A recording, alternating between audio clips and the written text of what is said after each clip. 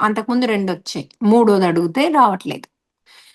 కానీ డ్రీమ్సే రావట్లేదనే మాట మాట్లాడొద్దు. మీరెలా అనాలంటే నాకు ఆల్రెడీ 2 డ్రీమ్స్ నాకు టెస్ట్‌లు చేశారు. లేకపోతే అధర్మాలు చూపిచ్చారు. మూడో డ్రీమ్‌కి కష్టమవుతుంది అని చెప్తే నాకు ఈజీగా అర్థమవుతది. ఒక్కోసారి ఏమవుద్దంటే మనకి కాస్మిక్ ఎనర్జీ తక్కువుండన్నా చూపే అది లేదు. ఎందుకంటే ఆల్రెడీ ఆమెకి 2 చూపిచ్చారంటే సడెన్‌గా ఇప్పుడు లో కావడానికి ఏమన్నా ఇంట్లో మళ్ళా పరిస్థితి చేంజ్ అవుతే లో అవుతాయి కనిపియవు. ఆర్ మనం మెడిటేషన్ చేయడం మానేస్తే కనిపియవు. అంటే రావు డ్రీమ్స్. వచ్చినా మనకు గుర్తుండవు. మూడో స్థితి ఏంటి? మూడో స్థితి మనకి డ్రీమ్‌లో క్వెషన్ కరెక్ట్ అడగకపోవడం. సో, ఇప్పుడు నాకు నెక్స్ట్ వచ్చేది చూపియండి అంటే ఒక 4, 5 చూపిచ్చారు. 2 చూపిచ్చారు. ఈ జన్మలో అయిపోయాయి అనుకోండి. అయిపోతే వాళ్ళు చూపెట్టరింక. ఇప్పుడు నాకు నెక్స్ట్ వచ్చేది అనే వర్డ్‌కి చూపెట్టరు. ఇక నెక్స్ట్ వచ్చేది లేదు గదా! సో, చూపెట్టరు.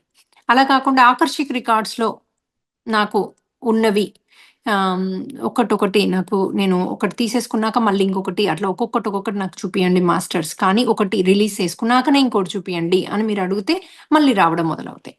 సో, ఇట్లా మీరు అడిగే క్వెషన్ మీకున్న జ్ఞానాన్ని బట్టి డ్రీమ్స్ రావడం అంటూ ఉంటది.